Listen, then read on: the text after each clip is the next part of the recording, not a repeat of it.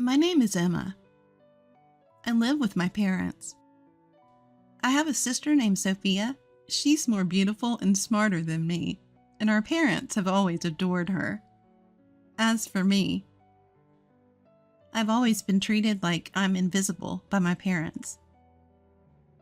Ugh, hiding in your room again. You're such an idle youth.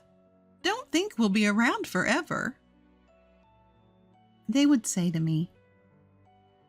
I never thought they'd be around forever, and I have my own thoughts and actions. But my parents have labeled me as a NEET and don't take me seriously. One day, my sister spoke to me. Poor thing, you're neither cute nor exceptionally talented. Don't you ever wonder what you're living for? I'm happy with my life, so don't say weird things. Oh well, do as you please, but let me tell you something great. Something great? What? I'm getting married to a very handsome and high-income man. Oh, that's good for you. Jealous? You must be. You'll never get married. My sister assumed I couldn't get married and kept bragging about herself. I'm not particularly interested in marriage, so whether I can get married or not doesn't matter to me. I was planning to attend my sister's wedding since she's family, but then... What? You're coming to my wedding? Yeah, is that a problem? Of course it's a problem. If a bottom-feeder idle youth like you comes, it'll ruin the ceremony. What's a bottom-feeder idle youth? A bottom-feeder idle youth is just that. You can't do anything. Completely useless. Why are you saying such horrible things? I just want to celebrate your wedding. I don't need your congratulations. Don't come. My sister despised me and repeatedly told me not to come. Mother and father also said that a bottom-feeder idle youth like me shouldn't come. But I thought it would be a problem for my sister if no family members were there, so I decided to attend. On the wedding day, as I was walking in my dress, father and mother found me. What are you doing here? We told you not to come to the wedding. My parents yelled at me. Hearing a commotion, my sister approached. Why is a bottom-feeder idle youth like you here? I didn't invite you. But if there's no family, it might look suspicious. I thought it would be better for you if I was here. Why are you thinking unnecessary things? Your existence is a secret to the other family, you know? What? You didn't know about the family dinner, did you? We didn't invite you. Why would you do something so cruel? Cruel? This is only natural. You'd just be in the way. If we said we have a bottom-feeder idle youth in our family, the marriage might be called off. That's why we didn't invite you. My sister laughed hysterically as she said this. My parents were smirking. The three of them had conspired together. Seeing their determination to erase my existence, I became deeply saddened. Get out, you useless bottom-feeder idle youth! My sister yelled at me with fury. I realized that nothing I said would matter to this family anymore. So I reluctantly decided to leave the venue. I'm going home then. Goodbye.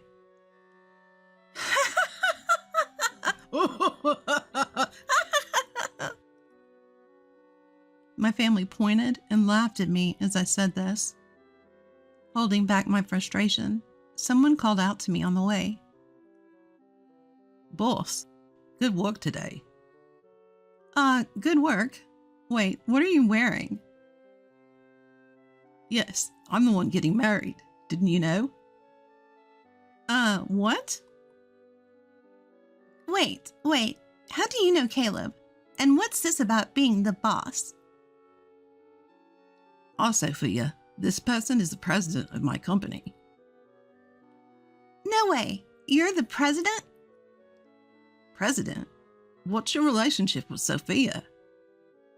She's my sister. What? Sophia is your sister? But I didn't see you at the family greeting. Well, my sister didn't take me to the greeting. Why would she do such a thing? She thought I was a bottom-feeder idle youth. Sophia, is this true? Caleb yelled at my sister. Wait, but she's always in her room, just staring at her computer.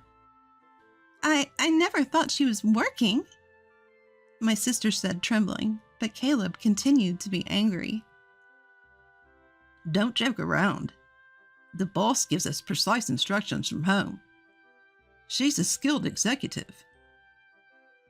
Caleb's furious defense finally made my sister realize the gravity of what she had done. I didn't know. Emma, I'm sorry. I never thought. It's fine, sister. I understand what kind of person you are now. I'm going home, so I'll call the limousine. A limousine? A luxury car? Boss, you're leaving? Yes, it seems I'm not welcome here. As I said that, Caleb became very angry with my sister. Hey, what are you doing, Sophia? How dare you speak to the boss like that? But I didn't know. How can you blame me for not knowing? Ignorance is no excuse. Boss, I apologize for Sophia's rudeness. It's fine. She's my family, so you don't have to apologize. No, I'll take responsibility and call off the marriage with Sophia. What? Caleb, what are you saying? Quiet. I can't forgive someone who disrespects the boss. Caleb was angry, as if it were a personal affront to him. Why are you so angry? Yes, I said terrible things to Emma, but it's strange for you to be so angry about it. You see, I owe the boss a lot. Oh? I kept changing jobs, and my work history was a mess. I couldn't get hired anywhere, and the only places left were companies that ignored workers' rights and welfare, forcing people to work in unfair conditions. Just when I was about to give up and take a job at one of those places, my application was accepted, and I got an interview at the boss's company. Caleb was talking about when he first got hired at my company. It brings back memories. I remember that happening. The boss said she wanted to see me, not my resume. After talking with me for a while, she understood who I was and hired me. The boss's company offers fair working conditions and values me properly. Meeting the boss changed my life. Is that so? I didn't know. Wow, what a wonderful story. My sister was desperately trying to get on Caleb's good side. However, Caleb saw through her cunning plan and became even angrier. It's obvious you're trying to win me over, but I have no intention of forgiving the disrespect you showed to the boss. Caleb's genuine anger left my sister trembling. Please, don't cancel the wedding. Come on. Father and Mother, say something. My sister was trying to get help from Father and Mother, but Father and Mother were just cowering and didn't seem to want to help.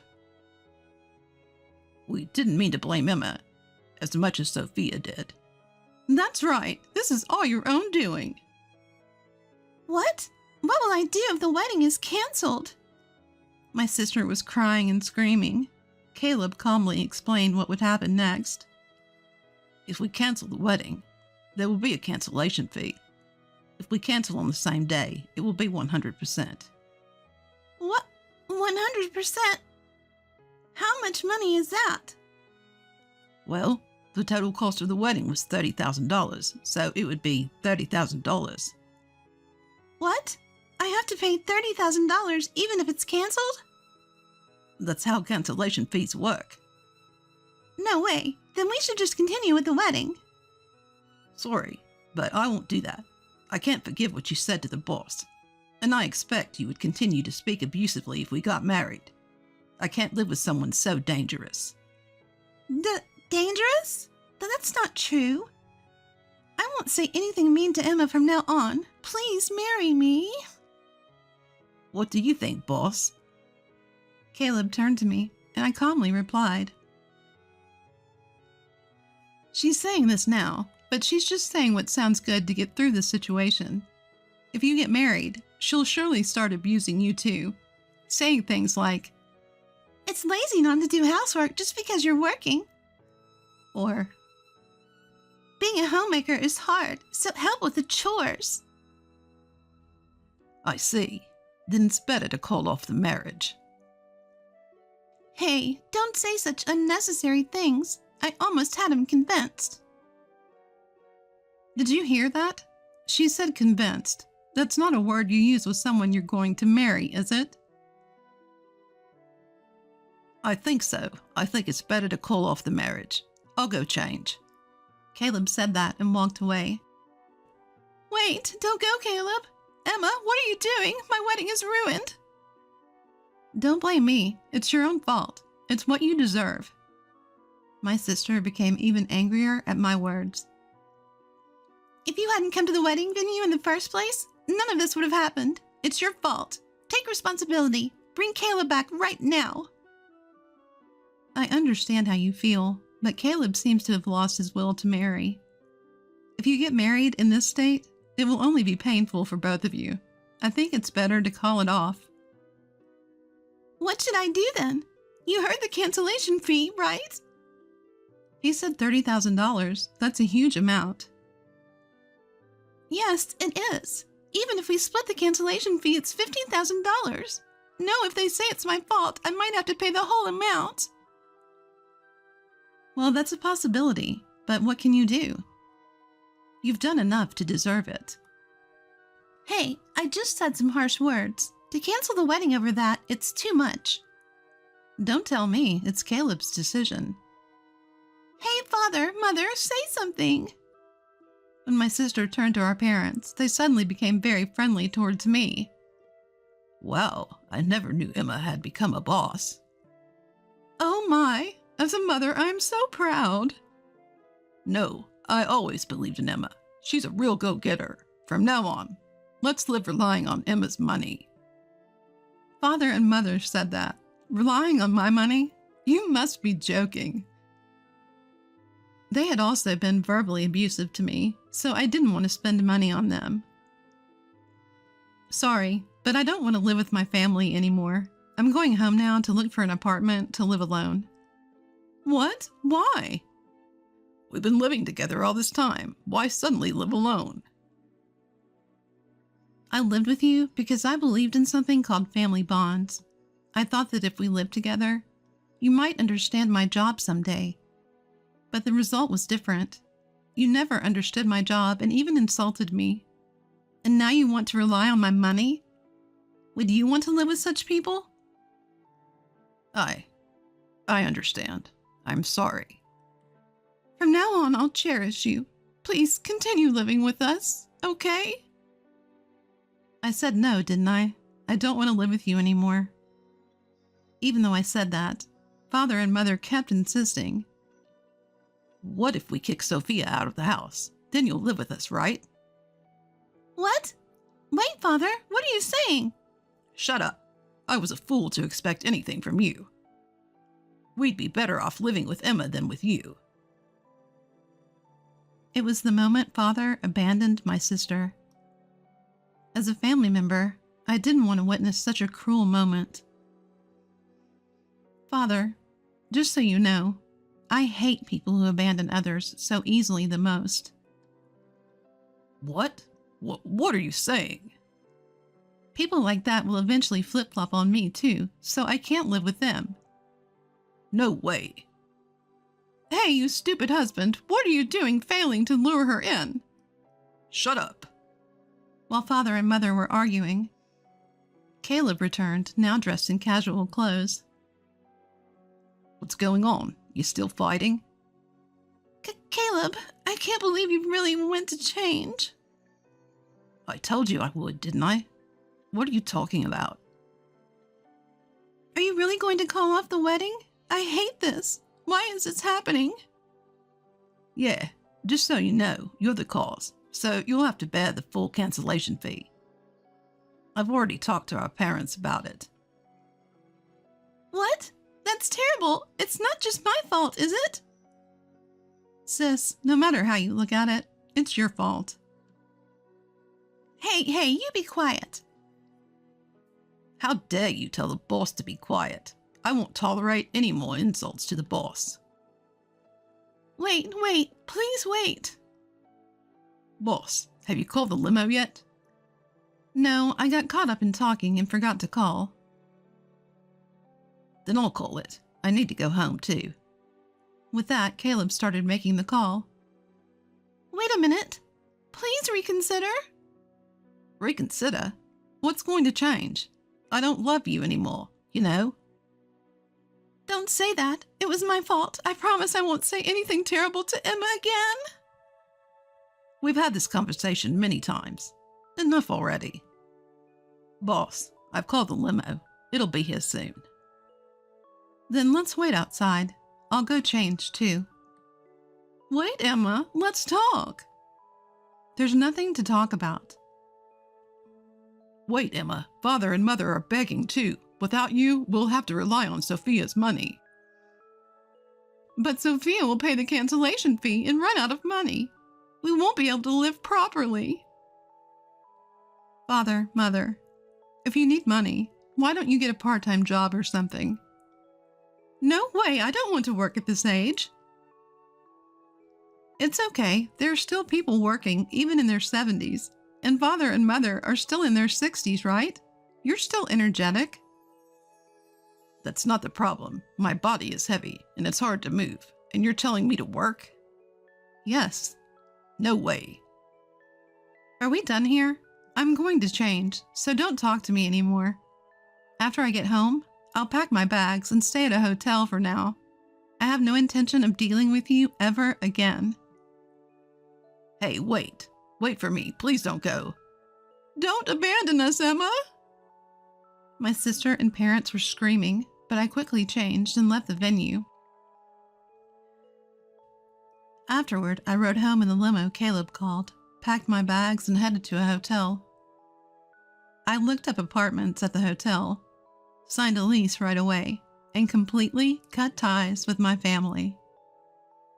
Sophie ended up having to pay the $30,000 wedding cancellation fee. And my parents were so angry that they disowned her. In the end, my parents ran out of money and both had to work part-time.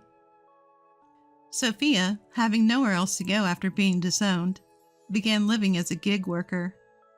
I continued to grow my company, increase my income, and lived happily ever after.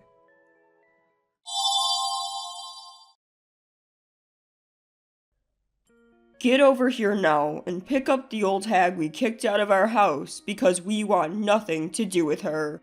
About a month after my father's funeral, I received an unexpected call from Jackson. He had kicked my mother out of the house and demanded that I take care of her from now on. I was taken aback, unable to comprehend the situation immediately. You're joking, right? You didn't actually kick Mom out of the house. Come see for yourself. Oh, and I let her take Dad's memorial tablet. Why would you do something so cruel? I have no use for Mom now that we can't get Dad's inheritance. She's just a poor burden, isn't she? I was shocked. Apparently, my late father had debts, and after paying them off, there was no inheritance left. This was news to me.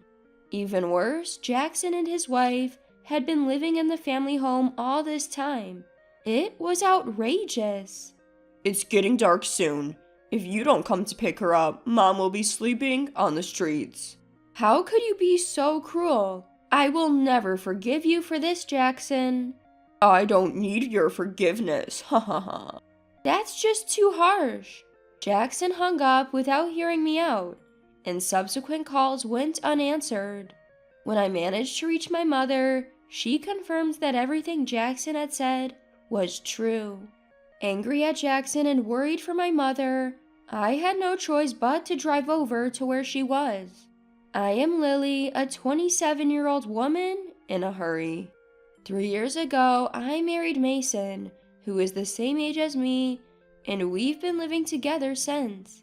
At the beginning of our marriage, we lived with my parents in the family home. But 2 years ago, Jackson and his wife abruptly moved in. They said our presence was making the place crowded and we were forced to leave. My older brother Jackson, 8 years my senior, has always been selfish, but his marriage seems to have enhanced that trait. Our family home, where I was born and raised, is a spacious mansion, inherited from my grandfather with extensive land. There should be no discomfort in living together.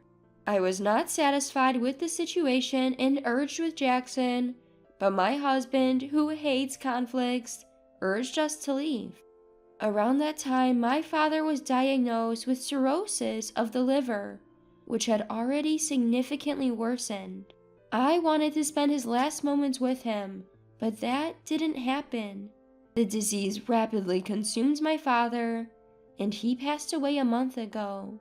My heart ached knowing that my mother must be in much more pain than I was. To have my own brother treat us this way, amidst all the fresh sorrow, it was pitiful. What would happen next was truly a shock. An hour later, when we arrived at our family home, my mom was sitting desolate on a suitcase in the garden. The front door was locked. Jackson, she said, had taken her keys. Using my set of keys, I unlocked the door and walked in with my mom. Jackson and Olivia were sprawled on the sofa, nonchalantly watching TV. Is this some kind of joke? Huh? How did you get in? I used my key to open the front door. Isn't it obvious? Ugh, slipped my mind. Leave your key, take the old lady, and go. This isn't funny. How can you be watching TV after kicking your own mother out of the house? Besides, if the house remained, even after Dad's debts were paid off, Mom has a right to live here. Huh? What are you talking about? Infuriated by Jackson's dismissive attitude, I stood in front of the TV. Mom has a right to inherit this house.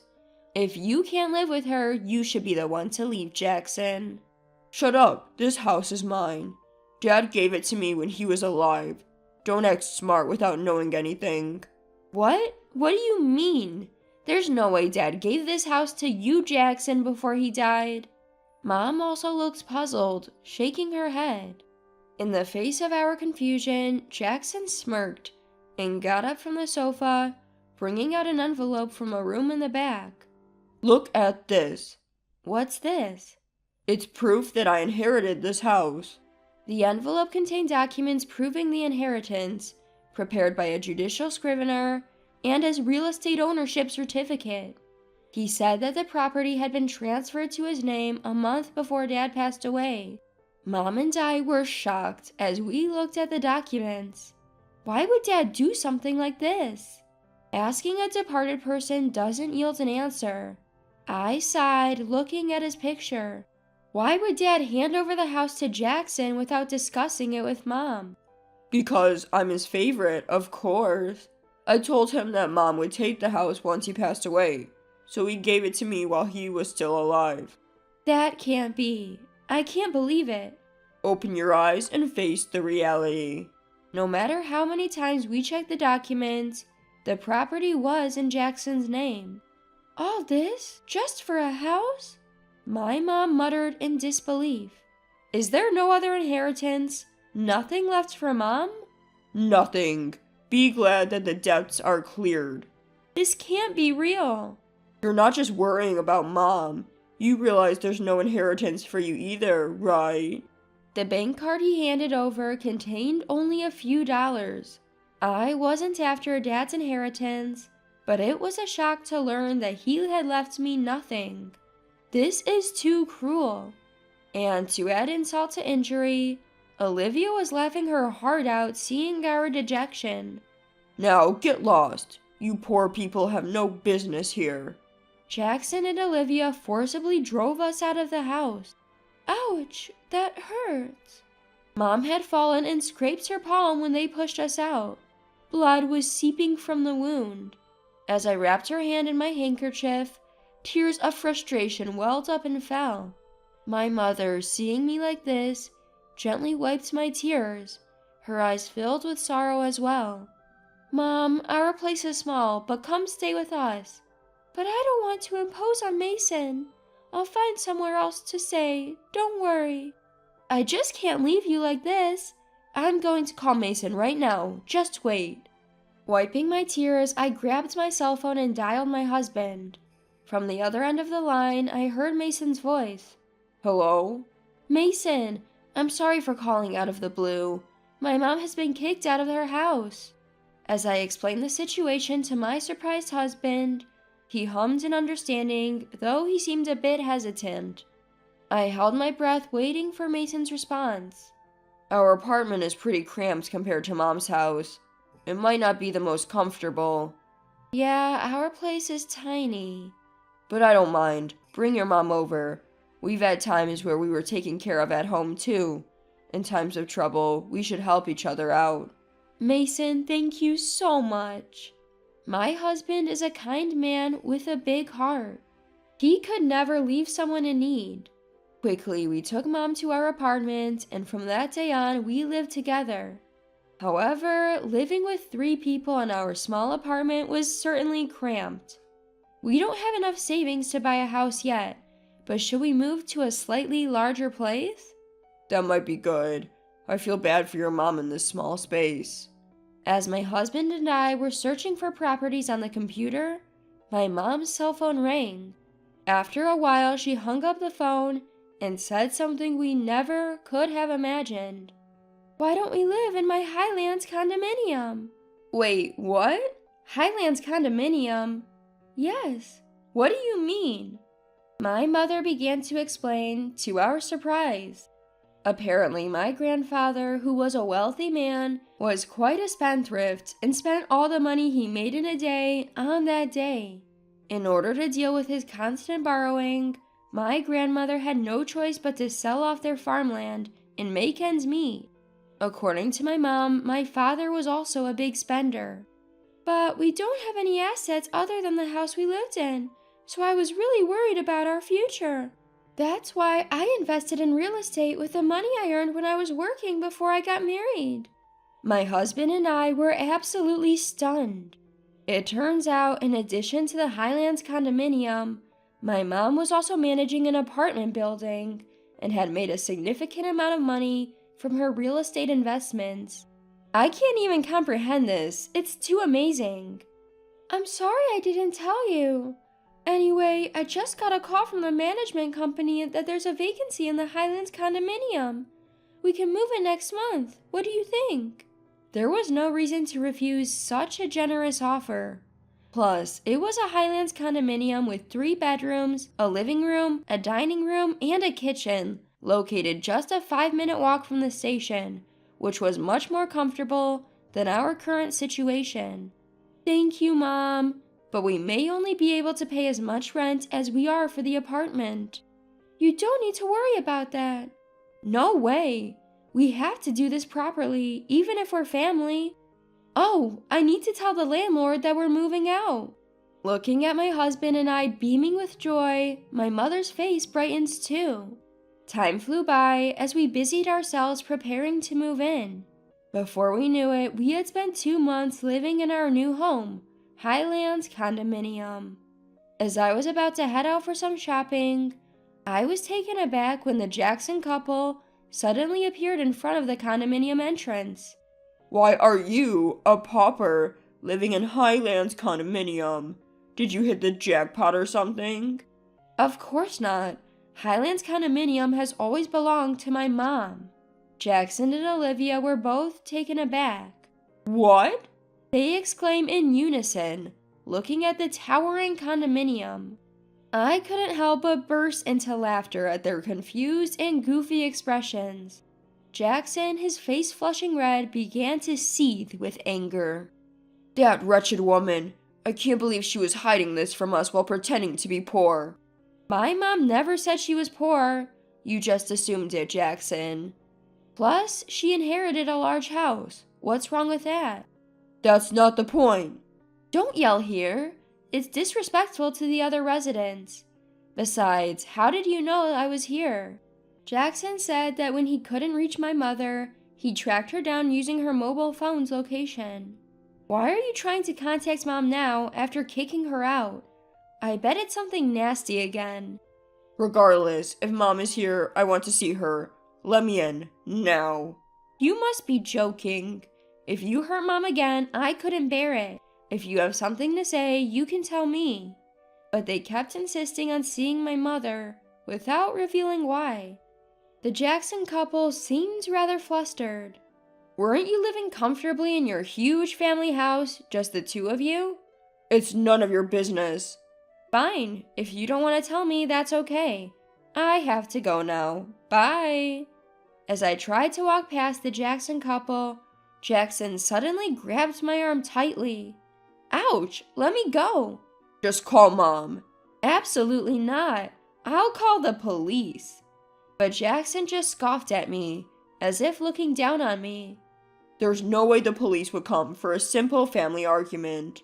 Even if they did, there's no way you could sue me for just grabbing your arm. I suppose you're right. It was true. Calling the police over something so minor might not only be futile, but also disruptive to others. I felt bad and ended up not saying anything. Fine, I'll tell my mom, but only if you tell me why you're here.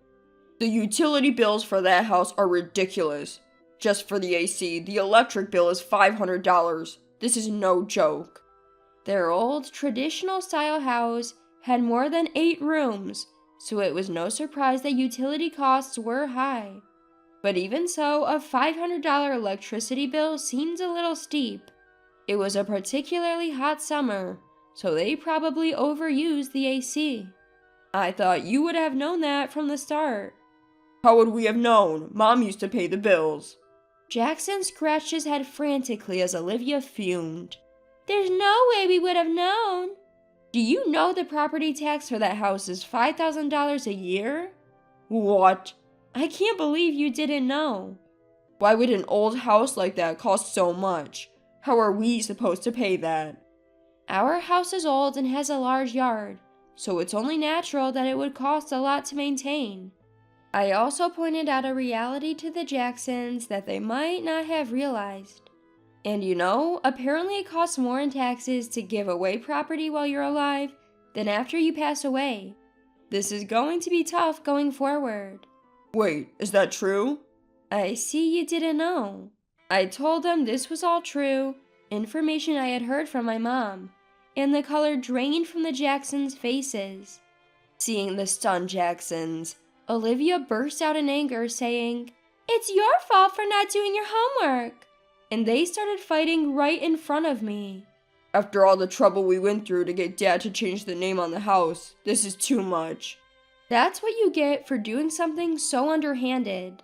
But even Dad said clearly that it would be better to give it to me than to your mom. I can't believe it. I was shocked and fell silent, realizing that my father had disregarded my mom and me. Then, seizing the moment, Jackson made an outrageous request. You can have the house. Let's exchange it for this Highlands condominium. What are you talking about? This isn't mine, it belongs to Mom. Please, talk to Mom for me. I beg you. I promise to pass on your message, nothing more. What the hell is that supposed to mean? Feeling ridiculous for even engaging with them, I gave up on shopping and started to head back into the Highlands condominium through the entrance. But the Jacksons tried to follow me in. Their audacity left me speechless. I'll sue you for trespassing. You just told us that wouldn't be a legal issue. It seems like they won't get the message until they suffer a real consequence. Exasperated, I called out to the management office next to the entrance. Excuse me, could you please call the security? Someone who's not a resident of the Highlands condominium is trying to force their way in. What? Wait a minute. The security guard, who was on standby 24/7 at the Highlands condominium, came running immediately. With the large security guard in front of them, the two of them were startled. and I warned them once again to avoid the same thing happening in the future. I didn't call the police just now because you only grabbed my arm, but if you try to use force or enter the Highlands condominium again, I will really call the police, okay? We beg you, don't do that. If I even catch a glimpse of you, I'll report it. So go back to your mansion that you got from Dad. Got it? Apparently scared of the police, the Jacksons hastily retreated. I went back to my apartment and told my mother about the exchange with the Jacksons. But why did Dad let Jackson inherit the house? As I was feeling downcast, my mom smiled. Dad must have known what he was doing when he let Jackson inherit. He didn't want to burden me or you, Lily. Even though Dad was indifferent about money, he cared for me a lot. Of course, he always said he loved you, Lily, so much. Really? I was overjoyed to hear that my father felt that way about me. When my mom heard about the inheritance from Jackson, she muttered, "Are you going this far?" Because she realized that he had given a severe punishment to Jackson, who was always self-centered. You knew how Dad felt, Mom. Of course, dear. We've been together for 38 years. I know what he's thinking without him saying a word. Besides, Jackson never took care of Dad when he was sick. I was under the impression that the Jacksons were looking after my father. However, it turns out they hardly ever visited him, not at home and barely in the hospital. When I visited my dad, he would often tell me, Jackson comes to see me, and you have your job to attend to, Lily. There's no need for you to go out of your way. I took his words to heart, not realizing that it was a gentle lie meant to ease my worries. I had it all wrong about Dad. I feel awful. I want to apologize. Don't fret, Lily. Your feelings are reaching Dad in heaven. The ones who should worry are the Jacksons. Who these days would buy a big, high-maintenance house like that? I bet they'll struggle to find a buyer. Haha. The truth in my mom's mischievously gleeful words became evident after a while. The Jacksons, unable to maintain the house on their own, had put it up for sale but couldn't find a buyer. They continued to live in it even a year later. In the midst of all this, Olivia accidentally started a grease fire while cooking chicken, and the house quickly burned down. And since they didn't have money for fire insurance, their life is going to get even tougher. While I understand their predicament, it doesn't concern me. Apparently, the Jacksons are now camping out in the burned-down remains of their house. Living in the Highlands condominium is absolutely fantastic, and I can only feel gratitude toward my mother. I've been paying my mom rent every month, but it seems she's been saving it all to ensure we won't face hardship in the future.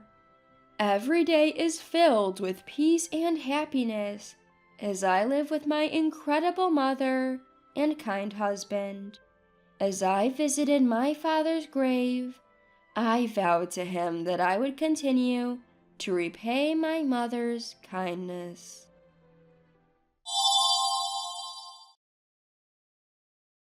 Family trips are more enjoyable without the daughter-in-law. She's just in the way. From the window of the speeding car, my mother-in-law looked down on me with a mocking smile. It all started on the first day of a family vacation with my husband's family.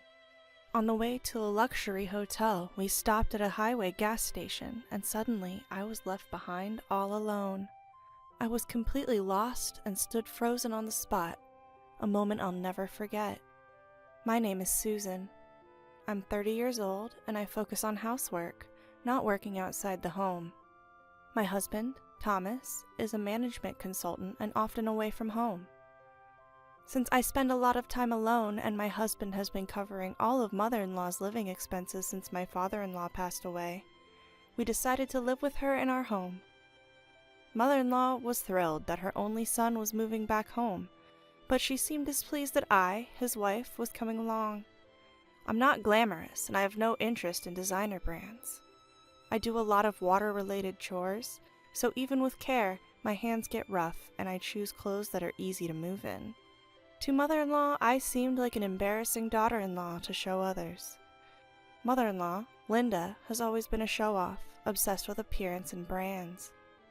She's long since spent her grandfather's inheritance and her savings, but she has no intention of changing her luxurious lifestyle, always begging my husband for more. My husband always firmly refused, saying, "I'm giving you living expenses, not money for luxuries." But mother-in-law never gave up, always causing trouble. Furthermore, my sister-in-law and her husband live nearby. Sister-in-law, Jessica, has the same character as her mother, always making snide remarks like, "Thomas could do better than a plain woman like you." She comes to our house every day, demanding meals, baths, and drinks, but never contributes money or helps with chores. "You're Thomas's wife, so it's only natural that you do all the housework. You're not good-looking, so at least keep the house clean. Thomas is too kind. Susan has always been poor and doesn't understand anything about brands, right?"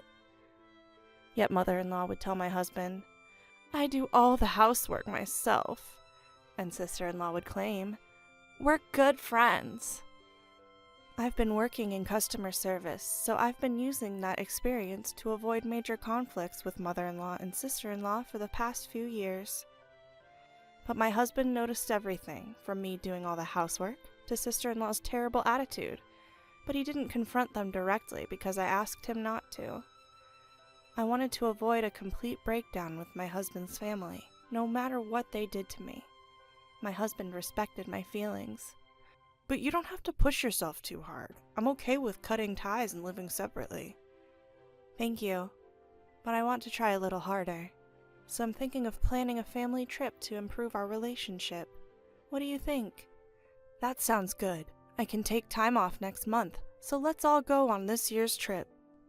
Since we were dating, my husband and I have been traveling regularly. Even after moving in with my mother-in-law, my husband and I enjoy occasional trips just for the two of us.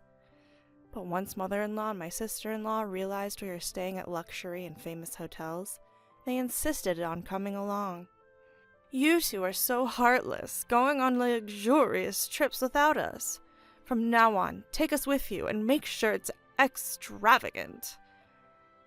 Because they were so persistent, I told them that this time we had booked a luxurious hotel for the whole family, including sister-in-law's husband. Mother-in-law and sister-in-law were thrilled. But just before the trip, my husband's work made it impossible for him to join us.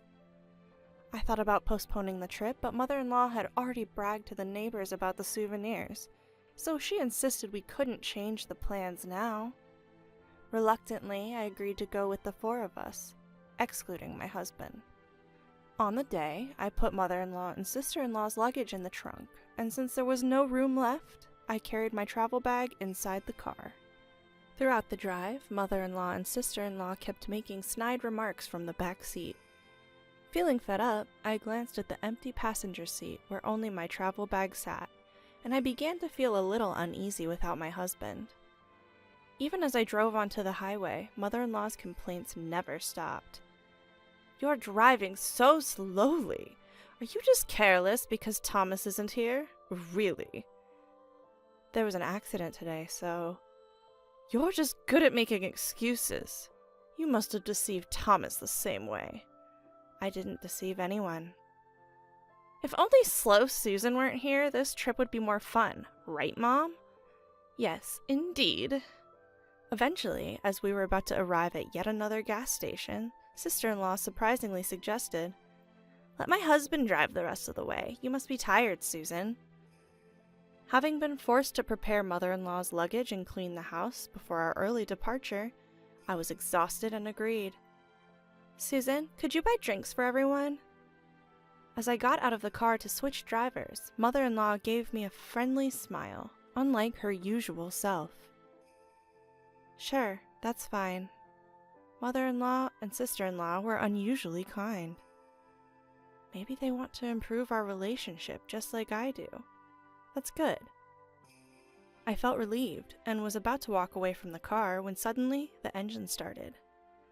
And mother-in-law threw my luggage out of the car, Then mother-in-law yelled at me with a big smile. Family trips are more enjoyable without the daughter-in-law. You're just in the way. I stood there, watching the car drive away, leaving me and my travel bag behind. I was completely lost and stood still for a moment. I will never forget the words mother-in-law said to me at that moment. Finally, I realized that no matter how much I did for mother-in-law and sister-in-law, it was all in vain. Reaching for my travel bag left in the parking space, my vision suddenly blurred. Surprised, I ran to the restroom, covering my eyes with a hand towel, and tears began to flow uncontrollably. I don't remember how long I was there, but I noticed a call on my mobile phone and checked the message. It was from my husband, who had finished work early, expressing concern about the trip with mother-in-law and the others. While I was reading the message, my husband called. "Thomas, I'm alone at a highway gas station right now." "What? What happened?" Hearing his voice, I couldn't help but cry again. He patiently listened to my explanation without rushing me. "I'm really sorry that Mom and the others did this to you. I'll come pick you up right away." "I'm sorry this happened." "Why are you apologizing, Susan?" "Because I wanted to get along with your precious family, and I couldn't." "I want you to tell me how you really feel. Do you still want to try to make things work with Mom and the others?" "Right now, I can only think that it's too difficult." "I see. I'm sorry for what my family did. I'll handle the separation and everything else with Mom and the others. But is it okay for you to leave your feelings as they are?" "My feelings?" "You've been holding back for me all this time, haven't you?" Thinking back, I realized that I had always been holding back. But I had been angry with my unreasonable mother-in-law and insensitive sister-in-law all this time. Yes, I can't be with those people. I absolutely hate it. Expressing the anger I had been suppressing felt surprisingly refreshing. "You can do whatever you want from now on, Susan. I'll take care of the rest." "I understand. No matter what happens, I won't let them anymore." I made that firm resolution. A few hours later, my husband came to pick me up at the gas station. Being with him made me naturally smile, and I realized how calmly and happily we could spend time together, even though we were traveling the same distance. I couldn't help but grin a little, even though I felt bad for my worried husband. Thanks to his thoughtful care, I was able to rest well when we got home. The next day, my husband made a surprising proposal. "I've narrowed down the options for our new home to places near Susan's parents' house." "What? What's going on all of a sudden?" "I want to make sure we're not bothered by Mom and the others, so let's finish moving during the 3 days of the trip. Will it be difficult for you to move, Susan?" My careful and planned husband would never do something so sudden. I felt that he was quite angry inside, but he had a lovely smile for me. "I'm all for moving. Let's get started right away." We quickly found a new home and moving company, and we were able to move without any problems.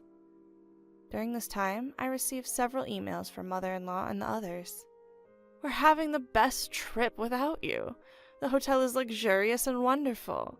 Make sure it's at this level next time. Dinner was the most extravagant and delicious ever.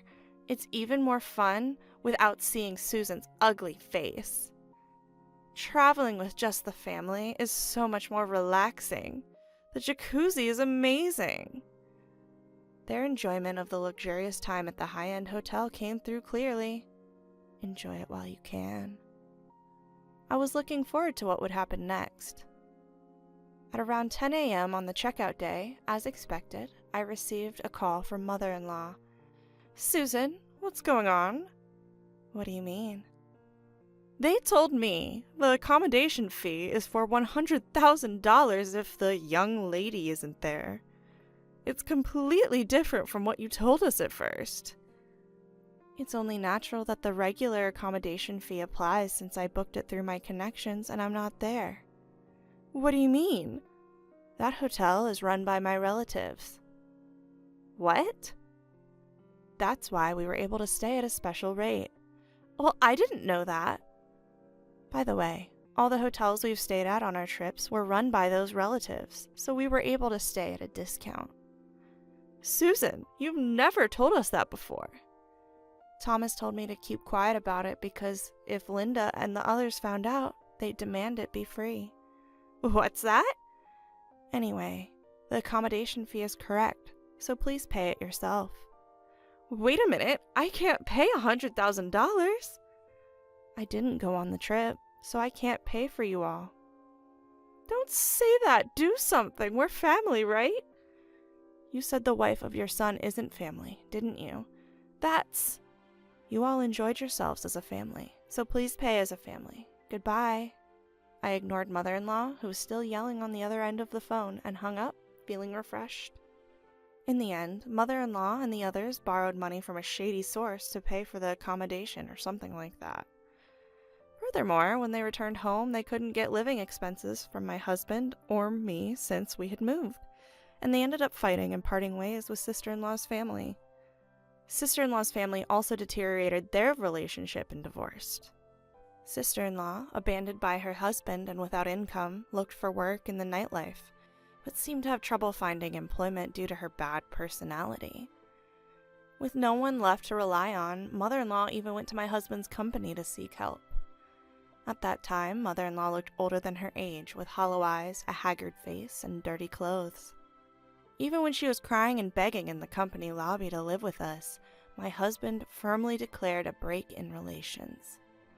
After that, mother-in-law ended up working exhaustively at a terrible live-in job. Several years have passed, and now we have a lovely child and are living very happily. We are planning to stay at that luxury hotel we couldn't go to before, just the three of us, as a family. The hotel owner's relative invited us because they want to meet our child. We are looking forward to it very much.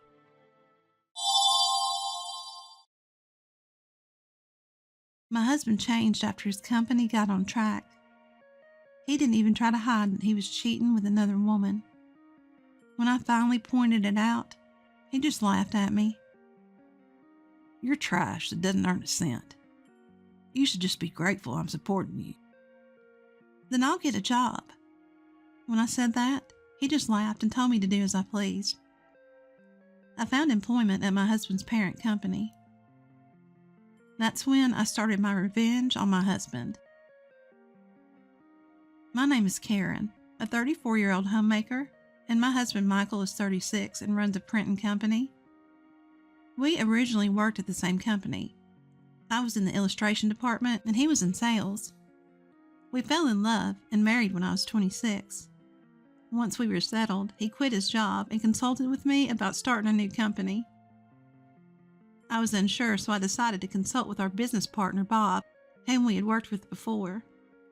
Bob was a CEO we knew from our previous workplace. He's involved in various businesses and often handled advertising for the products his companies made. Bob supported our challenge and even invested money. I'm a fan of Karen's illustrations, he said. I couldn't find words other than gratitude. We will definitely make our company a success, just the two of us, I declared to Bob. And the two of us started running the company. Initially, we struggled, living in a small apartment, but once the company took off, we could move into a high-rise condominium. That's when my husband asked me to focus on being a homemaker. I'll hire someone else for the illustrations eventually. I want you to support me. I couldn't say no to that. I decided to report the matter to Bob, who had invested in us. I'm sorry, but I'll have to quit the illustration work. Bob genuinely felt sorry for me. So it's sad to think I won't be able to see Karen's illustrations anymore.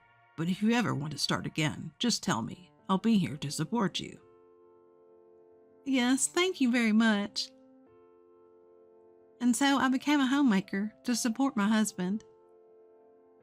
But since I love drawing, I now upload my illustrations as a hobby to Instagram. The response has been great, and this has become my secret pleasure. My husband's company continues to thrive since I left. Our lifestyle has become more prosperous accordingly. My husband has bought a new car, and he's even had suits custom made by renowned brands. I thought it was an unnecessary expense, but I guess appearance matters when you're the boss. No matter how busy my husband is, he always has dinner at home, because this was a promise between us. No matter how busy we get, he insisted we always have time just for the two of us. This was our dinner time. That's when he would share the company's future prospects with me. I felt happy just being able to support his dreams. I thought this would go on forever. The company's performance is still on the rise, but gradually I noticed a change in my husband's attitude. He stopped talking to me about the company during dinner. "How's the company doing? Everything fine?" "Yeah," he would reply unenthusiastically. I asked persistently to know more, and he snapped back. "Don't talk about it. You won't understand. You're always at home. Don't make me explain every little thing." I was shocked that my husband would say such a thing. I tried to convince myself that he was just tired and overworked. That night, he silently finished his meal and went straight to his room. This continued for a while, and then he started having dinner outside. He would send excuses about socializing or entertaining, but he used to have dinner at home even then. I would wait for him, holding off on dinner myself, and yet now he would casually dine out. Lately, he wouldn't even send an excuse via email. When I brought it up, he would just yell at me. He seemed like a completely changed person. I felt nothing more than a servant to my husband. I would break into tears at the thought. When we started the company, we endured hard times hand in hand. Now I feel lower than his subordinates. I don't do housework because I like it. I wanted to continue my work in illustration. But more than that, I wanted to make my husband's dreams come true. That's why I'm supporting him with housework. But any gratitude for that has long since vanished from my husband. While he's away, I immerse myself in my illustrations. That's the only thing that relieves my stress. As I continue, my followers increase, and there are kind words in the comments. Among them, I even found Bob's name. In the comments, Bob offers to work together again. I hope we can work together someday. Just thinking about it lifts my spirits. Without this hope, I might not have been able to go on. Ever since we stopped having dinner together, a rift began to grow between my husband and me. Eventually, I started to sense the presence of another woman. I detected a scent of perfume on my husband's discarded suit jacket, a fragrance he would never use. When I questioned him about it, he brushed it off, saying it must have come from an acquaintance. He did so with a smirk, acting as if being caught wouldn't be a problem at all. For the first time, my long-standing sadness towards my husband turned to anger. I thought, enough with the mockery. I was left alone at home, waiting for my husband, unable to do anything but household chores. The anxiety of being left behind by society grew day by day. My friends only told me how envious they were. When I consulted my parents, they just laughed, calling it a luxurious worry. I had to face this problem all by myself. Then one day my husband came home drunk. I took care of him desperately and put him to bed. That's when I noticed a lipstick mark on his shirt. There's no way he'd come home with a kiss mark there for no reason. It was a declaration of war from the other woman. I had finally caught proof of my husband's infidelity. The next day, I showed him the shirt and confronted him. "Where were you last night? What's this kiss mark?" My husband was surprised by the kiss mark, but was unfazed by my confrontation. "I was out at a bar with friends. Must have happened then." "Right there. You'd have to take off your jacket for that to happen. Didn't you notice?" "I said I don't remember." My husband stood up and slapped my cheek. I fell backward, unable to comprehend what had happened. All I felt was a hot, stinging pain. When will you get it? Who do you think's providing for us? My husband said that and went back to his room. I watched his back, tears spilling down my face. My husband had changed. He no longer loved me. I was shattered by the harsh reality. From then on, my husband became violent whenever something displeased him. If he didn't like the meal I'd prepared, he'd throw the plate on the floor. This tastes awful. Do you even know what I eat every day? If you want to stay my wife, you better improve your cooking skills. My husband said that and got up to leave the room. I'll eat out. If I eat this, it'll affect my work. I chased after my husband. Wait, I want to cook what you like, but you never come home or talk to me. How can I make something delicious like that? My husband clicked his tongue, clearly annoyed by my desperate plea. So, shall we get a divorce then? I'm totally fine with it. I can live without you, but you can't live without me, can you? My husband looked at me and smirked. You're a piece of garbage that doesn't make a single cent, and you're a parasite living off me. With those words, something inside me snapped. This man will never change. The kind and considerate husband of the past is dead. Then I'll get a job. What? What do you mean? I will also become financially independent. My husband laughed, clutching his stomach. Who would hire a powerless person like you? I held back my anger. I mustn't lose control and lash out. That would only lead to more physical abuse. Since I can't win through physical strength, I must find another way to fight. Well, do as you please, but don't neglect the housework with your insignificant earnings. I won't allow that. My husband said those words and left the house. I immediately began preparing.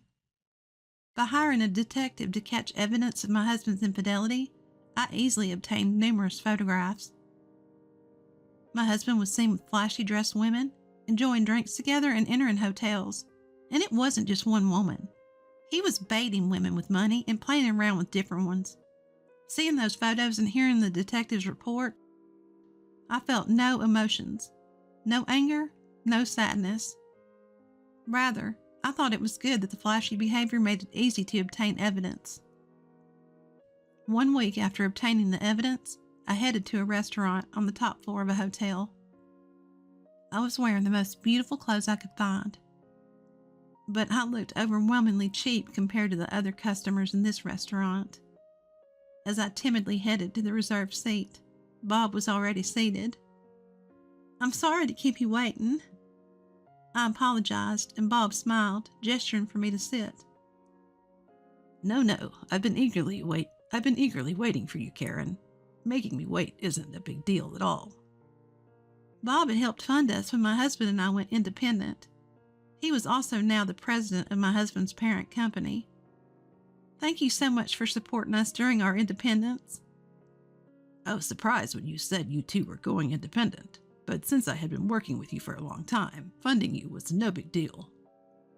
It seems the company is doing well thanks to you. Bob's face turned stern at my words. Well, that's true, I guess, but today it's about you accepting my invitation, right? Bob said, smiling and reassuring me. Yes, please. I straightened up and greeted him. Bob was one of the people who highly praised my illustrations. He provided funding when we went independent because I was part of it. He was the only one who advised me not to become a homemaker. We had lost touch, but he found me on social media and left a comment. We began communicating through email and SMS. But you understood my illustrations well, didn't you? I'm a fan of yours, and I'm really glad you didn't quit illustrating. I never thought you'd scout me, though. Bob had offered to hire me as an illustrator via SMS. It was quite some time ago, and I had declined because of my household chores. But he kept inviting me time and again. It was a week ago when I decided to accept Bob's offer during a conversation with my husband. Bob seemed hesitant, but finally, he looked me straight in the eyes. I don't want to say this, but Michael's company has a really bad reputation. What? Really? Everything I heard from my husband about his job was positive, so I was surprised to hear this from Bob. I've been working with him for a long time, but ever since the business started growing, the quality of work has declined. Deadlines are missed, mistakes are made, and he doesn't seem to reflect on it. Is this reputation widespread? Well, his company was growing rapidly, so it drew attention, but now it's attracting the wrong kind of attention. There are even rumors of him associating with a bad group. I didn't know that. I realized I didn't know much about my husband. To lighten the mood, Bob said cheerfully, Anyway, you'll be drawing illustrations for us from now on. No need to outsource it. It's a big benefit for our company. Thank you for accommodating my request to not affect my family life. It's okay. We don't intend to overwork our employees anyway, Bob said with a smile. And so, I started working for Bob. I only had to draw illustrations, so I didn't need to go into the office. Bob allowed me to work remotely. This way I could work without it interfering with my household duties. I really felt the joy of drawing, something I truly loved. I had enjoyed it as a hobby, but now I felt the joy of being able to work on commissions. It was a fulfilling job. But there were times when my household chores and supporting my husband took up my time. A desire to work as much as I liked on my own started to grow within me. Thankfully, I started earning a decent income. I thought that I could live on my own without any problem. As I was working as usual, I heard the door slam loudly. When I went to the hallway, my husband came to me with rage in his eyes. You traitor. I couldn't understand what my husband was saying all of a sudden. To think that my wife would take my job. It was then that I realized the reason for my husband's anger. Since I started working with Bob, I began to work with other companies as well. Thanks to Bob's recommendation, I was able to secure contracts smoothly. Most of the companies I contracted with were my husband's business partners. This was my revenge. It must have been frustrating to have jobs taken away by me, the one he looked down on. You have no right to tell me anything. I've just done my job. I have your permission. My husband's eyes filled with rage, but I didn't flinch. Go ahead, hit me if you want. Then I'll call the police. The word police seemed to calm him down a bit. My company is failing because of you. What are you trying to do? It has nothing to do with me. I went into the room and brought the divorce papers to my husband. We're not husband and wife anymore. Don't be ridiculous. You're divorcing me because my company is failing. You're just a gold digger. I could have divorced you at any time, but I thought now was the right timing. After all, I have a lot of work now and I'm making money. Hey, wait. Let's talk about the company's future before we talk about divorce. We started this company together, didn't we? You kicked me out of that company, remember? I have nothing to do with it now, and I'll make sure to get compensation. Michael was irritated, biting his lip. How greedy can you be? You can't claim compensation when you're the one asking for a divorce. Do you know how many times you've hit me? And you were having affairs without a care? I have all the evidence. That's enough to claim compensation. I showed him pictures that proved the affair. My husband, who had heard everything, fell to his knees and begged me.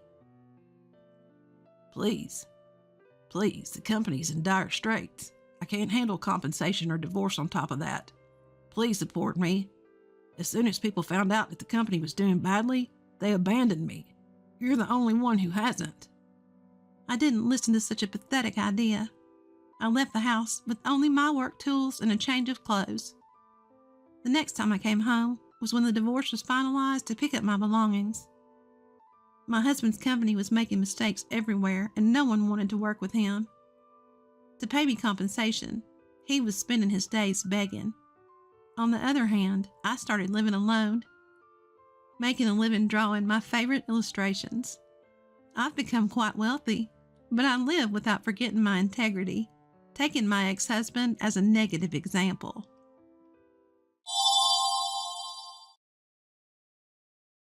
What's the point of a husband who won't stand up for his wife? My daughter was being bullied by her mother-in-law, and her husband, my son-in-law, wouldn't even defend her.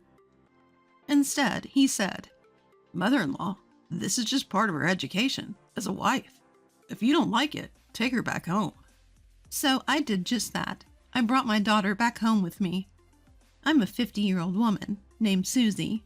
I live with my only daughter, Maureen. My husband passed away in a car accident when I was young, and Maureen was in kindergarten. Since then, I've raised her on my own. I won't lie, it's been tough. I'm sure there were many days when she felt lonely or upset. But she graduated high school and went on to college. After college, she got a job and became a working adult. Maureen works for a well-established local company that runs various businesses like a bakery, a pharmacy, and real estate. It's a solid company. About a year ago, after working there for 3 years, Maureen told me she had a boyfriend. He was a polite and quiet young man, a sales rep from one of their clients. I was hopeful that he would be a good match for my outgoing daughter, Maureen. Mom, I've decided to marry Ricky.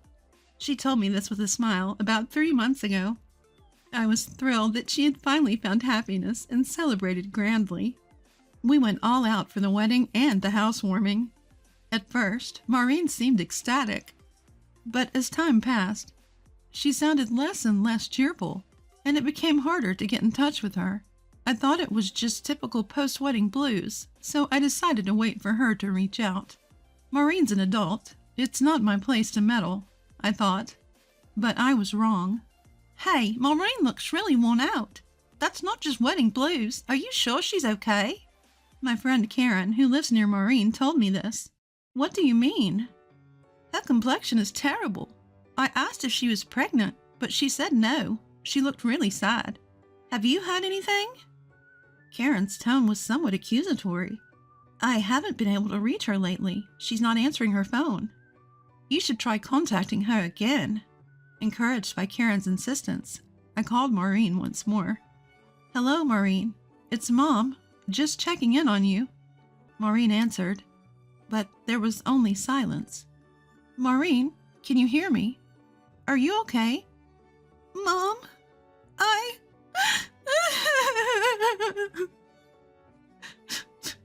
Maureen broke down crying on the phone. "Maureen, are you okay?" Mom, I'm not okay. Hearing that Maureen wasn't doing well, I regretted not visiting her sooner. I've been so wrapped up in work that I've neglected her. But Maureen always put on a brave face for me, always cheerful. Now she's in tears, saying she's not okay. I held back my emotions and rushed to Maureen's side. "Maureen, Mom's here." Mom, When I saw Maureen, she looked worn out, a shadow of herself from just a few months ago. "What happened to you?" I hugged Maureen and rubbed her back. Seemingly relieved, Maureen began to speak through her tears and sobs. Ricky's parents are bullying me. They say I'm uncivilized because I was raised by a single mom, so they're disciplining me. I looked at Maureen's hands. Her once beautiful fingertips were now cracked and sore. This is terrible. They tell me to wash dishes with cold water to save hot water. They even tell me to hand wash clothes before using the washing machine. What? Apparently, her mother-in-law insists that Maureen hand wash her clothes as a pre-wash. And I have to mop the floor every morning. Fuming, Maureen added, "What hurts the most is when they badmouth you, Mom."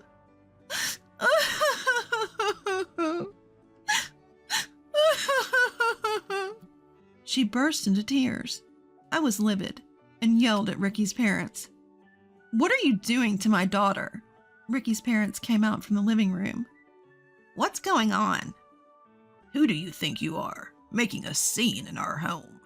"You're bullying my daughter under the guise of discipline." They retorted, "This is why we can't deal with women from single-parent homes." "We're just disciplining an uncivilized girl. Your attitude is unacceptable." They began to mock us. What's going on? Ricky came out after hearing the commotion. Ricky, your wife is so flawed that we're disciplining her, and her unreasonable mother is making a fuss. Ricky's mom reported to him as if tattling. I confronted Ricky. If you're her husband, don't just stand there. Help Maureen. You're misunderstanding. Maureen is failing as a wife. My parents are just trying to make her presentable. Ricky arrogantly defended his parents. You're a failure as a husband. If you can't protect your own wife, stop this nonsense. I was furious and lunged at Ricky. Ricky retorted. You're taking advantage of my parents' kindness. I did you a favor by marrying a woman from a single-parent home. If you have a problem, take her back with you. With that, he shook off my hand. I lost my balance and fell at the entrance. Mom, are you okay? Maureen rushed to my side. I'm fine, Maureen. You don't need to stay here any longer. Get a divorce. When I urged Maureen to divorce, she weakly nodded. Okay, I understand. As we were about to leave, Ricky's parents sneered. You're probably going back to some rundown apartment. Feel free to come back any time. Yeah, but only if you apologize deeply. Ricky's parents took turns mocking us. I quickly retorted, You're the ones who don't get it. This house isn't yours. Don't get it twisted. What are you talking about? This house was inherited by Maureen from her grandfather, right? What's hers is mine. Ricky insisted it was his, refusing to listen. Actually, inherited property doesn't automatically become the spouse's. That's the law. I pulled out a piece of paper from my bag and showed it to them. It was a copy of the land registry for the house, proving that I was the legal owner. My father, Maureen's grandfather, left this house to me, not directly to Maureen. I've been the one paying the taxes. Ricky and his parents were dumbfounded. I calmly explained that I had gifted them the house as a wedding present, free of rent and taxes. What? I've never heard about this, Ricky. I don't know. She's probably bluffing. Ricky and his parents refused to believe us. Listen, you have no right to live here. If you understand, leave. Despite my declaration, they remained defiant.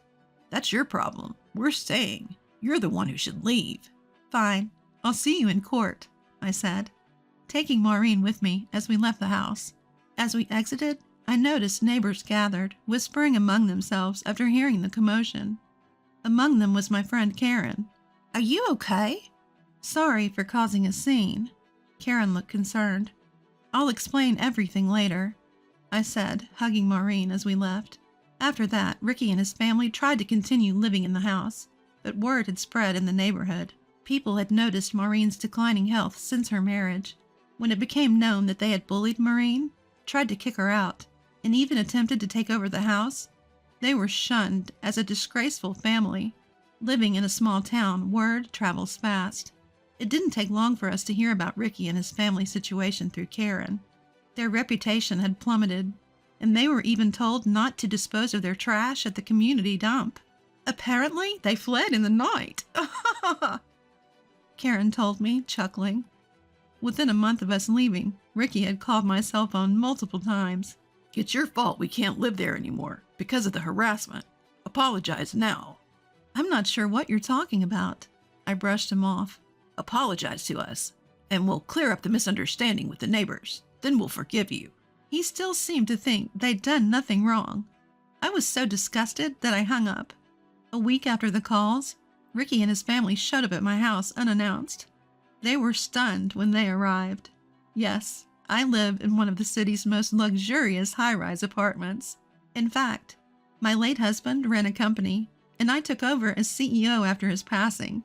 Working hard for Maureen's sake, the company grew, and now I can afford to live in a high-rise.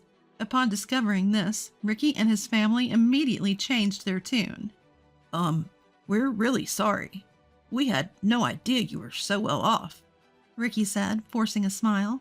Yes, it's our fault for not knowing better. If we'd known you lived here, we would have treated you differently, Ricky's mom added. So you're apologizing because I live here? I asked sarcastically. No, actually, we sold our house to live with Ricky and Maureen, but now we have nowhere to go, Ricky's mom continued. Yes, we wanted to provide a good home for our parents, so we proposed living together, Ricky added. We sold our house for that reason, and now we're stuck in a rundown apartment, Ricky's mom said, feigning tears. Mom, don't cry. So, can you help us out? Could you either give us some financial support or let us live in an empty room in this high-rise? Ricky shamelessly asked for assistance. I put on a smile and said, Remember what you did to my daughter? Even if you've forgotten, I never will. Please leave. What? You're abandoning your own family? Maureen, who had witnessed the whole thing, immediately called the police. The police arrived promptly, found the 3 people, and quickly sent them away. Turns out Maureen had consulted the police several times after her divorce, saying her ex-husband was stalking her, wanting to reconcile. Her ex's family continued to show up at her apartment complex, but the concierge handled it. They've been scraping by in a cheap, run-down 2-bedroom apartment ever since. They squandered the money from selling their house on new furniture during the move, leaving them with almost nothing. Ricky's parents can't adjust to a less luxurious lifestyle and continue to live recklessly. Their son Ricky is worn out from being exploited by his parents. Moreover, the reason for the divorce got out because he used to be a salesman who frequented Maureen's company. As a result, he's been banned from Maureen's company and lost a major client, derailing his career. Even Ricky's parents have started looking for work, realizing the gravity of the situation. But due to their age, skills, and neighborhood gossip, they're struggling to find employment. The jobs they do find don't pay well, and they continue to live in hardship. I decided it would be a waste to leave my father's house vacant, so I've opened it up as a community center for the neighborhood. I occasionally check in to make sure Ricky's family isn't causing trouble. Maureen told me, I'm an adult now, and I wanted to handle my husband myself. I didn't want to worry you, Mom. I've been telling her, it's not shameful to ask for help. The sooner you speak up, the less you'll suffer. So speak up sooner from now on. After the divorce, Maureen has been living in my high-rise apartment and continues to work at the company she's been with since before her marriage. She was downcast when she first came back home, but now she's back to her old self and helps around the house. We plan to live happily together for the foreseeable future.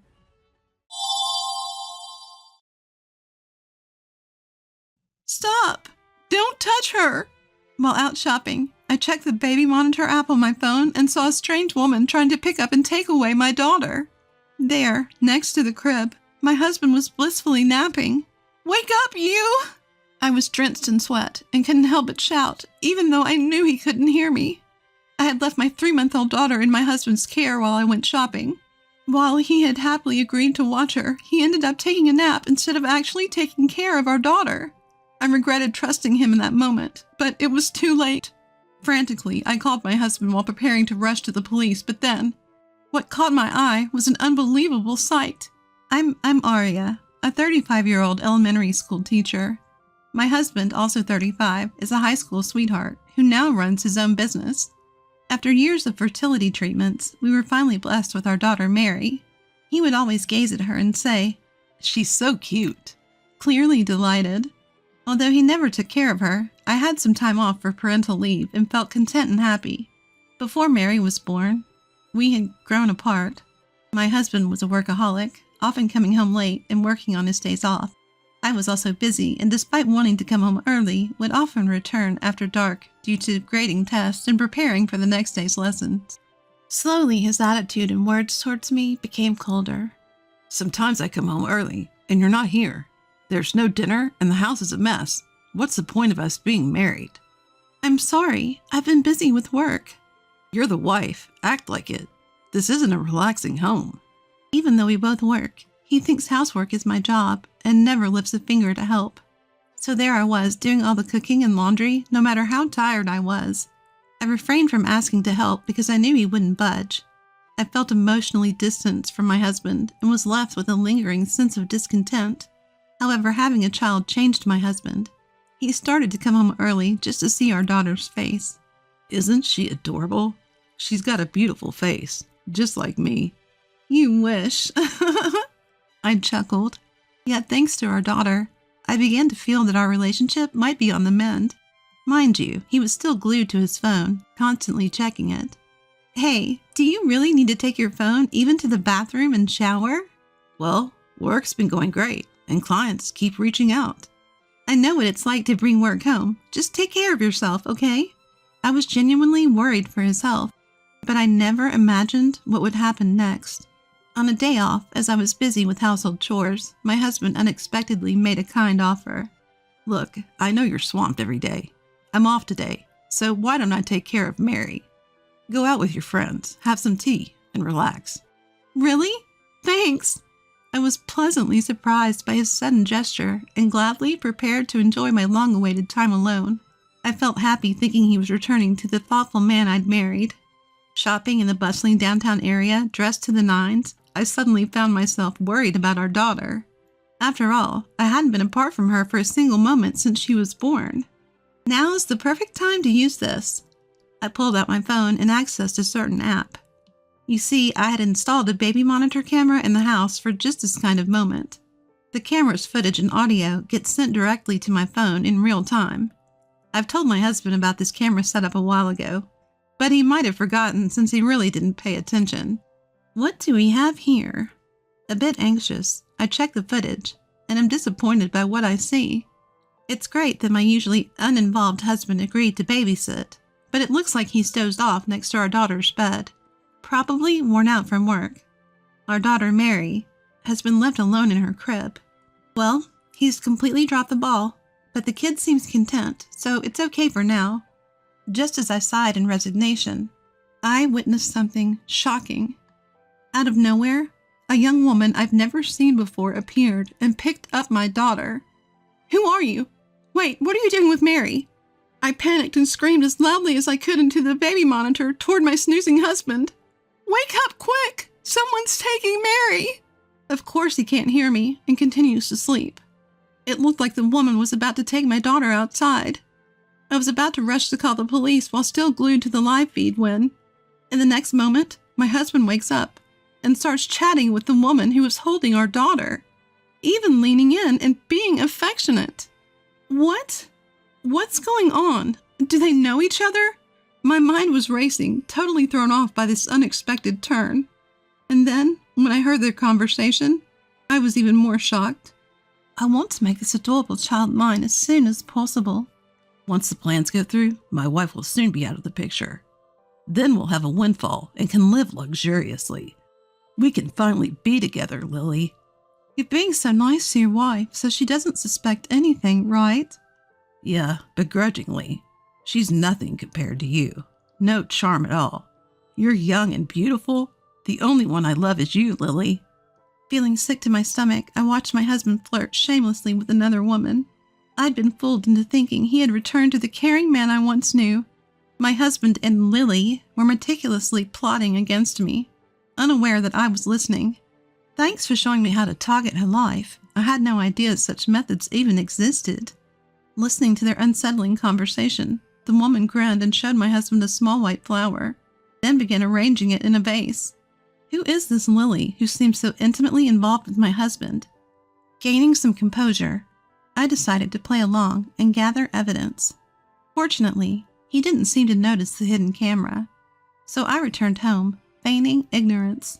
My husband greeted me with a smile as if nothing had happened. You won't be smiling for long. Be prepared. But even with my resolve, I had no clue where to start. Then, an ideal person popped into my head. Emily, my high school friend who loves mysteries. Every time we meet, she enthusiastically talks about detective techniques and methods she learns from books and movies. She might be the one to help. She knows about my husband, too. When I met with Emily and explained the situation, she was all in. Leave it to me. From that point, Emily did some sleuthing and found out Lily worked at my husband's favorite cabaret club. Even more, she interviewed some of the club's patrons. Apparently, Lily had targeted multiple married men before swindling money from them. She's clearly bad news. Meanwhile, I seized the opportunity to check my husband's phone while he was asleep and found his text exchanges with Lily. I see, so that's how it is. It seems my husband had been frequenting Lily's club and trying to woo her, but stopped visiting after our daughter was born. Suddenly, she started texting him frequently saying, "Why don't you come see me? I'm lonely," and lured him in. It seemed like my husband fell for it hook, line, and sinker. From then on, they stopped meeting at cafes and started rendezvousing at hotels. My husband seemed to become increasingly infatuated with Lily. Emily and I decided to collect some evidence and went through my husband's room. We found a stash of hotel receipts and luxury branded bags and jewelry receipts that were likely gifts for Lily. I trembled with anger. I haven't received anything like that from him since we got married. But that was just the tip of the iceberg. I discovered a file that revealed the unexpected reality of my husband's business, and something even more shocking. What is this? I will never forgive him.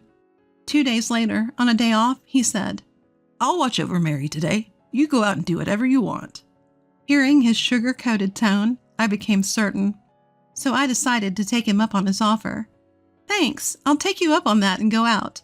But I'll leave Mary with my mother because she's been saying she wants to see her."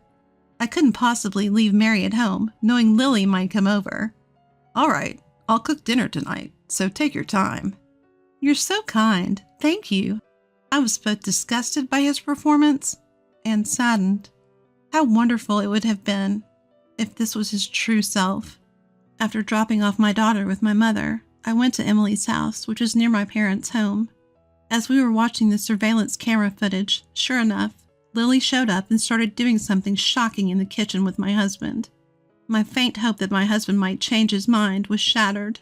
In fact, I felt hatred toward him, seeing the grin on his face. 2 hours later, when Emily and I returned home, my husband, who thought he was alone, let out a surprised, "What?" when he saw her. "Why are you so shocked I was with Emily today?" "Long time no see. I tagged along back to your place." My upbeat Emily received a forced smile from my husband, who reluctantly invited her inside. "Mary's already asleep, so she'll be spending the night at her grandparents'." "Ah, I see," he replied, clearly distracted by something else. But Emily threw him another curveball. Something smells good. Is it curry for dinner? Mind if I join?" Well, My husband stumbled over his words, clearly uncomfortable. Before he could decline, Emily had already sat at the table, so we ended up having dinner together. As I was about to help with the setup, my husband insisted. "I cooked today. Let me serve it." He returned with a tray of curry for 3 and set a plate in front of each of us.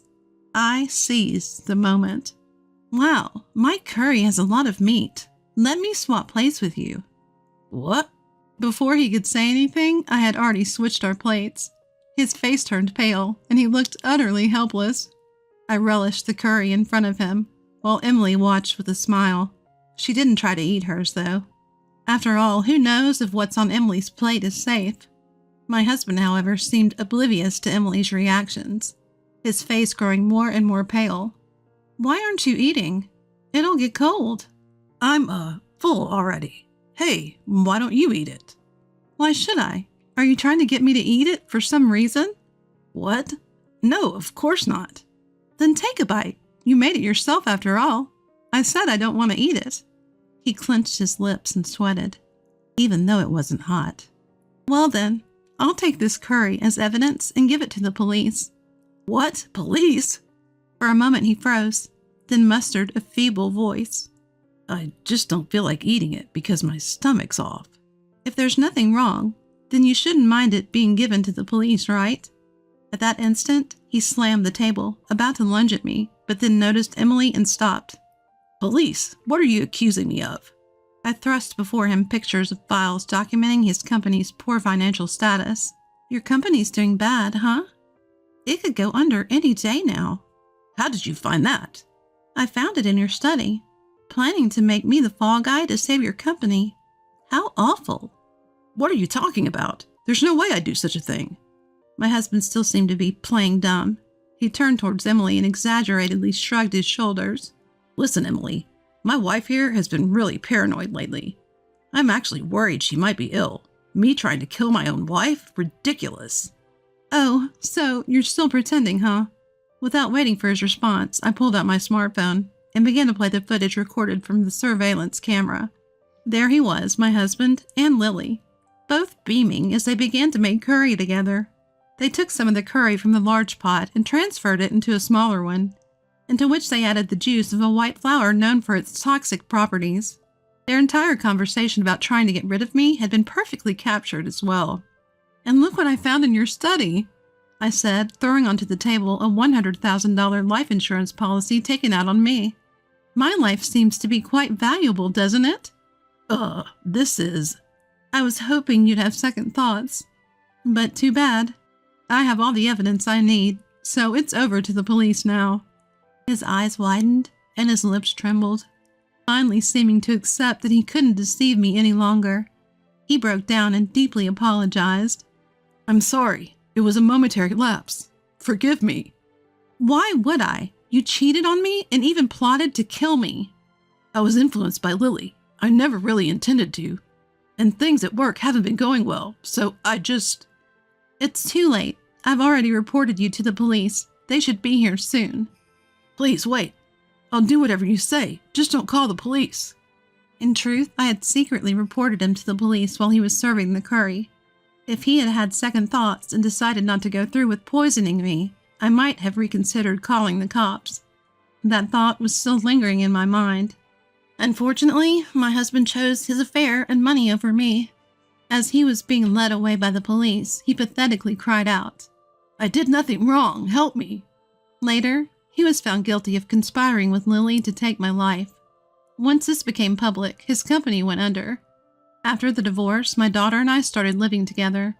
I demanded $30,000 in settlement money and $150,000 in child support from my ex-husband during the divorce proceedings. I hope he truly learns that you can't ever justify endangering someone's life for money while he's behind bars.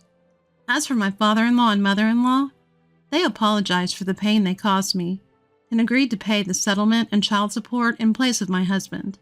They promised to make sure he repays them once he's out. I also demanded $20,000 from Lily during the divorce proceedings, and I intend to make sure she pays up. Both my ex-husband and Lily face a long time behind bars and a grim future even if they get out. I plan to return to work when my adorable daughter turns 1. We'll face the future together, doing our best every step of the way.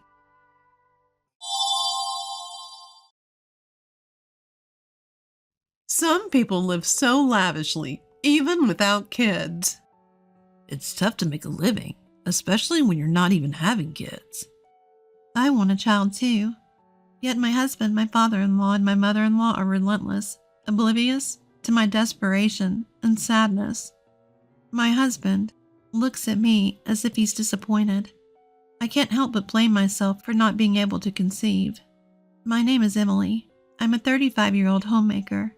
My husband is also 35 and works a corporate job.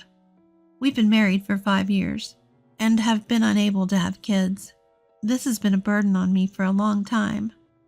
Emily, still no kids? Yes, I'm sorry. It's getting late. While your father-in-law is still the head doctor, we need our grandkids to be doctors. We have our needs too.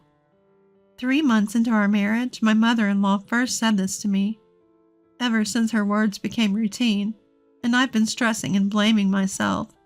My husband's parents run a hospital. His father is the head doctor, and his sister is the deputy. It's a fairly large hospital. As the eldest son, my husband wanted to be a doctor too. However, he couldn't get into med school due to poor grades. He seems to insist that our child must become a doctor and inherit the hospital. Until you're 35. What are you talking about? You have until you're 35 to have a kid. That's the deal. But it's not something that can be achieved just by trying. My husband, like my mother-in-law, set a deadline, which makes me anxious. Our future child must be a doctor. Otherwise, there's no benefit for me. According to my husband, his sister will inevitably take over once his dad retires. Then our child will become a doctor and take the seat of the third-generation head doctor. That's the plan. Truth is, his sister has a daughter in middle school who excels in studies and dreams of becoming a doctor like her mom. My father-in-law adores her. So there's already a candidate to inherit the hospital. Although it's not like there's no successors, my husband seems to have different thoughts. If this continues, his sister will become the second-generation head doctor, but he cannot stand the thought of letting her daughter inherit after that. And agreeing with him is my mother-in-law. She adores my husband and feels sorry that he couldn't become a doctor. That's why she keeps nagging me to have a child soon. He couldn't become a doctor due to his lack of aptitude. Holding on to that dream for their grandchild seems misguided. Amid these conflicting intentions, I ended up being suspected of infertility 2 years into our marriage and had to see a specialist. Since my father-in-law's hospital didn't offer the service, my sister-in-law introduced me to a friend who's a doctor. Upon returning from my first consultation, my mother-in-law immediately called. "What's the issue? Do you have some sort of defect?" I was stunned by her bluntness, but reminded myself that she's always straightforward and answered, "No, they didn't say it was a flaw, but stress could be a factor. They recommend taking it easy." Then, from the other side of the phone, I hear my father-in-law shouting, Bring those test results here now. "So quit your job and laze around the house all day. What stress could you possibly have?" I'm sorry. I had to listen to my mother-in-law's lectures for a while longer before hanging up. At that moment, I didn't realize I'd have to go through many more conversations like this. My struggle with not being able to conceive started affecting my husband too. He began finding faults in everything I did. So you've been home all day, just watching TV? I've been doing chores. Really? Then why is there so much dust everywhere? He snapped, wiping surfaces to show me the dust. All right, I might have missed a few spots. I'll be more careful. What's your problem? I'm providing for you, aren't I? My husband's irritation escalated quickly, and I usually chose to stay silent to avoid fights. Then he leaned in and said, Just hurry up and have a baby. Before storming off. Life at home was growing more and more strained. While facing the ongoing pressure to have children from my husband and mother-in-law, I started wondering if the problem might actually be with him. Not that I was suspicious, but if I'm healthy, it's reasonable to consider whether he might be the issue. However, both he and my mother-in-law dismissed the idea outright. One day, I mustered the courage to discuss it with him. Don't you think we should get checked? I don't seem to have any issues. What about you? What are you implying? That I'm the reason we can't have kids? I'm not accusing you of anything, but if it's an issue, we need to treat it, right? You're joking. There's no way I'm the problem. He stormed off, furious. I tried bringing it up in different ways, asking him to consider testing, but he was stuck on blaming me. I couldn't push it further, and the problem remained unresolved. Then, a shocking event unfolded. I found out my husband was cheating. He was coming home late every day, looking uneasy and restless. I had suspicions, but didn't plan on gathering evidence. At that point, love might have already been missing from our relationship. One day, my husband and I visited his parents' house. As always, I felt overwhelmed by my mother-in-law's nagging about having kids and my father-in-law's comments suggesting we should check for fertility issues. Then, my husband dropped a bombshell. You know, I might have a kid with someone else. If that happens, I won't need you. His mother chimed in. At this point, I don't care who has David's child. Anyone will do.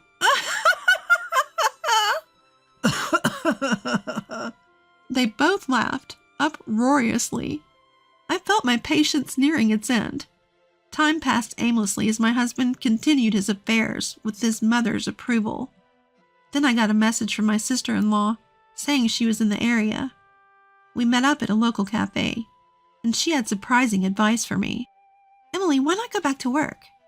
I'd love to, but you know they'd be against it.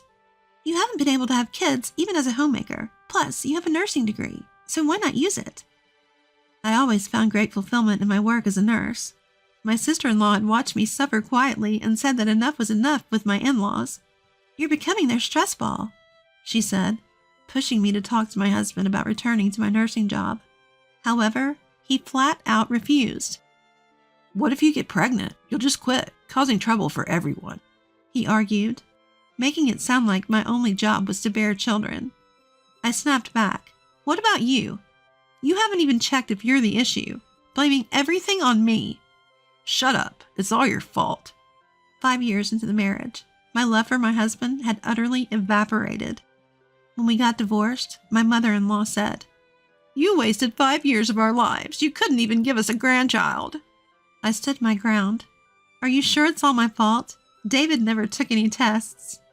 I looked her straight in the eye and declared, I will have a child.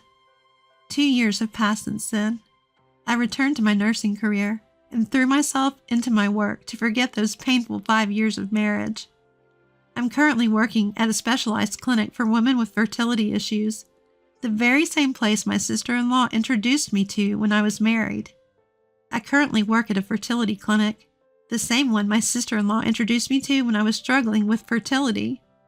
Life had finally settled down, and I decided to catch up with my high school friends via email.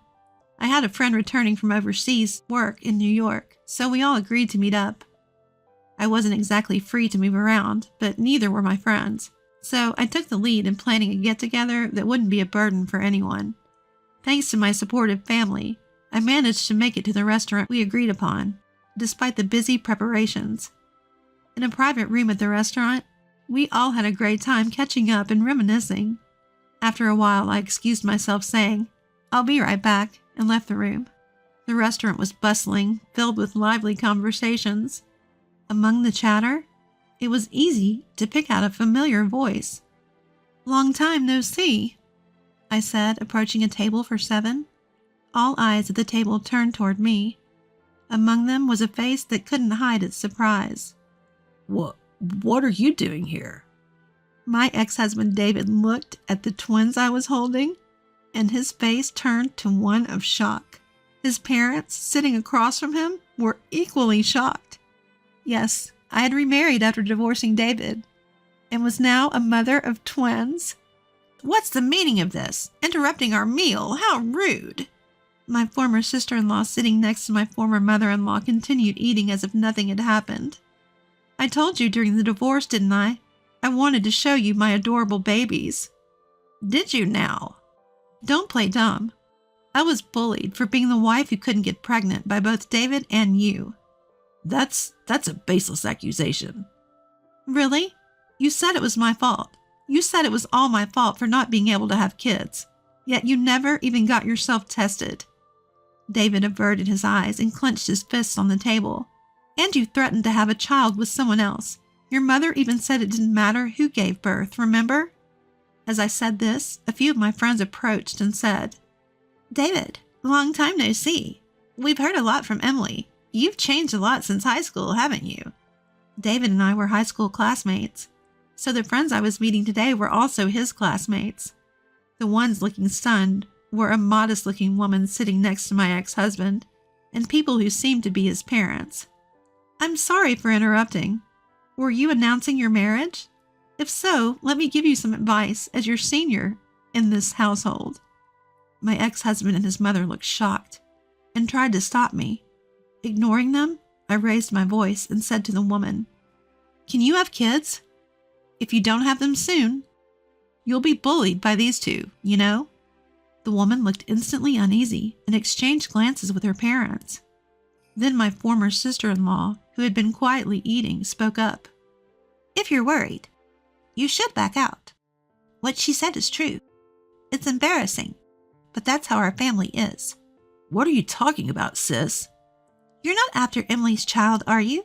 You're after Dad's position as the hospital director, right? Let's talk about that later. Who says the director has to be a doctor? I'm stepping down, so go ahead. With that, she placed her napkin on the table and said, I've been invited by a friend who's a doctor. Why don't you come to our fertility clinic? Everyone was speechless at her words. Yes, my former sister-in-law had always supported me behind the scenes. She had always felt uncomfortable with how her parents ran the hospital, their attitude towards patients, and my brother's ambitions. She even helped me with this revenge. She was the one who told me about the restaurant and my ex-husband's pre-wedding meeting. Unable to take it anymore, my ex-husband's girlfriend left the scene with her parents. My ex-husband tried to chase after her and smooth things over, but was yelled at by her father, collapsed on the spot, and started crying.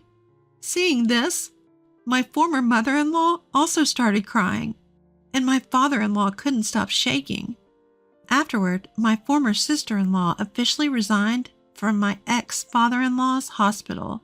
She came to work as a doctor at the fertility clinic where I work. After she left, the number of patients at my father-in-law's hospital plummeted, partly because she was well-liked and partly because of the restaurant incident. My ex-husband quit his job and tried to turn the business around, but apparently it was pointless. With my former sister-in-law, who was the deputy director, gone, and my ex-husband's engagement broken off, the future of the hospital looked bleak. It's only a matter of time before it changes hands. As for my ex-husband, he seems to be spending his days tormented by emptiness, having lost both his girlfriend and his job, and watching the declining hospital with his parents.